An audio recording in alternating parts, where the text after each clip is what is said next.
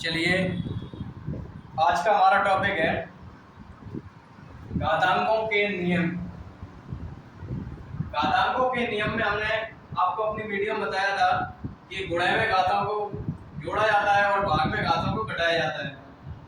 तो आज उसी पर ये भाग पर जो सवाल लगे हुए हैं ABCD, ये सभी सवाल हम सॉल्व करके बताएंगे कि भाग में घातों को क्यों घटाया जाता है।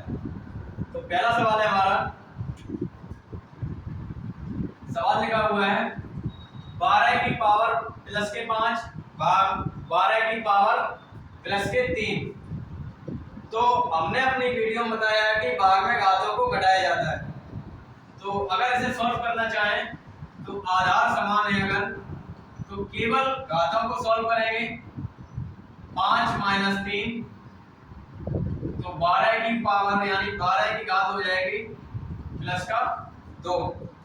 अब ये जो 12 की पावर प्लस का 2 आई है, इसका अगर मान निकालना चाहें तो 12 का वर्ग होता है 144। इस सवाल का आंसर हो जाएगा हमारा 144। लेकिन ये घातों को घटाया ही क्यों जाता है, ये हम बताना चाह रहे हैं आपको। तो लिखा हुआ है 12 की पावर 5, तो 12 की पावर 5 का मतलब है 12 को 5 बार आपस में गुणा में लिख देंगे। ये लिख दिया आपने। अब लिखा हुआ है भाग, जैसे 12 की पावर 5 भाग 12 की पावर 3। तो 12 की पावर 5 को हमने 12 को 5 बार लिख दिया। 12 की पावर 3 बटे की लाइन लिखी हुई है, 12 को 3 बार लिख देंगे इस प्रकार से। 12 की पावर 3, 12 को 3 बार लिख दिया। 12 से 12 भाग कर दिया, 12 खत्म हो गए, इससे इसमें भाग कर दिया, इससे इसमें भाग कर दिया। आखिर हमारे पास बचा क्या है, 12 की पावर 2। इसलिए हम लोग भाग में घातों को घटा देते हैं। तो इधर हमने बता दिया कि क्यों घटाते हैं। अब 12 की जो घात है 2 आई है, इसका मान अगर निकालना चाहें तो 12 को आपस में गुणा कर देंगे तो आते हैं 144, जो हमने अभी सवाल में बताया है। तो चलिए अगला सवाल है हमारा, सवाल नंबर बी।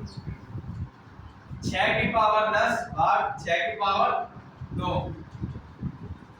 इसे नियम से सॉल्व करेंगे। आधार समान है यानी 6 समान है, तो केवल घातों को सॉल्व कर देंगे और 10 में से 2 को कम कर देंगे यानी घटा देंगे। तो 10 में से 2 जाएंगे, आंसर आ जाएगा 6 की पावर 8। अगर इसका मान निकालना चाहें तो आपस में 6 को 8 बार गुणा कर देंगे, तो इस सवाल का आंसर आ जाएगा। अगला सवाल लिखा हुआ है हमारे 1/2 की पावर प्लस के 4 भाग 1/2 की पावर माइनस का 4। तो चलिए आधार समान है यानी 1/2 इसकी पावर प्लस का 4 और 1/2 इसकी पावर लिखा है माइनस का 4, माइनस का 4। जबकि अभी हमने आपको समझाया है कि भाग में घातों को घटा दिया जाता है। तो पहली घात लिखी हुई है 4 माइनस, क्योंकि घटा रहे हैं, और अगली घात लिखी हुई है माइनस में 4। तो माइनस माइनस ये हो जाएंगे प्लस, माइनस माइनस संख्या हो जाएगी प्लस। माइनस के 4 और ये माइनस लगा हुआ है, ये आपस में हो जाएगा प्लस, और 4 और 4 मिलके हो जाएंगे 1/2 की पावर 8। इसी प्रकार से अगला और लास्ट सवाल है हमारा, लिखा हुआ है 5/2 की पावर प्लस के 6 भाग 5/2 की पावर माइनस के 3। तो आधार हमारा है 5/2, इन घातों को जोड़ेंगे यानी 5/2 की पावर प्लस के 6 भाग में घातों को घटाते हैं तो हमने भी माइनस लगा दिया, और अगली पावर है माइनस के 3। अब माइनस माइनस ये हो जाते हैं प्लस, ये माइनस और ये माइनस बन के हो गया प्लस, प्लस में 3 यानी 5/2 इन दोनों को जोड़ देंगे तो ये हो जाएंगे 6, 6 प्लस 3 को जोड़ देंगे ये हो जाएंगे 9। तो 5/2 की पावर 9 आ जाएगी। अभी हमने आपको समझाया अपनी वीडियो में कि जब आधार समान हो और दोनों जो संख्याएं हैं वो भाग में लिखी हुई हो तो घातों को हम घटाते हैं, लेकिन घातों को तब घटाएंगे जब दोनों घातें प्लस में होंगी। जैसे पहले सवाल में प्लस के 5 थी और प्लस के 3 थी, ये आपस में घटाया तो माइनस के वो प्लस के 2 आंसर आ गया, यानी 12 की पावर प्लस का 2 हो गया। जब घात अगर माइनस में होगी तो अगर सेकंड घात अगर माइनस में होगी तो ये आपस में घात प्लस हो जाएगी।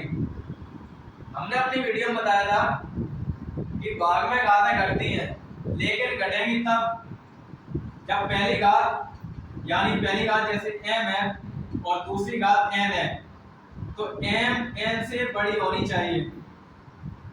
जैसे अपने वीडियो में देखा है कि जो पहली घात है वो 5 लिखे हुए हैं और दूसरी घात जो लगी हुई है वो 3 लिखे हुए हैं, यानी 3 से हमारे 5 बढ़े हुए हैं तो 5 में से 3 घट जाएंगे तो आ जाएगा प्लस का 2।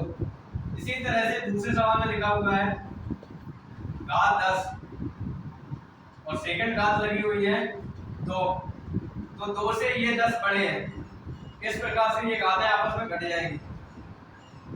आज के लिए इतना ही।